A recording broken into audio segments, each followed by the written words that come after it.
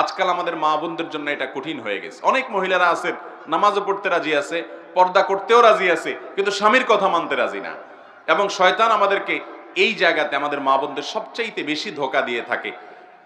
তথাকথিত নারীবাদীরা আমাদের মা বোনদেরকে উস্কে দেয় যে না, নিজের কথা মতো চলতে হবে, স্বাধীন মতো থাকতে হবে। ভাইরা আমার, বোনেরা আমার, অবশ্যই স্বাধীনতা আপনাকে ইসলাম দিয়েছে, কিন্তু প্রত্যেকটা স্বাধীনতার একটা সীমানা আছে, একটা নির্দিষ্ট ডেফিনেশন আছে।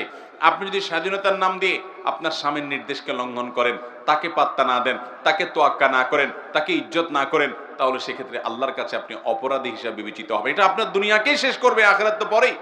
মনে রাখবেন, যারা এই সমস্ত কথার সবক দেয় আমাদের মা বোনদেরকে যে নারীরা নারীরা নিজের মন মতো চলবে, তথাকথিত স্বাধীন হবে, সেই মানুষগুলোর দেশের দিকে তাকান, ইউরোপ আমেরিকার দিকে তাকান, একটা দেশও পাবেন না যেই দেশে মেয়েরা মুসলিম পরিবারগুলোর মতো, মুসলিম দেশগুলোর মতো সুখে আছে।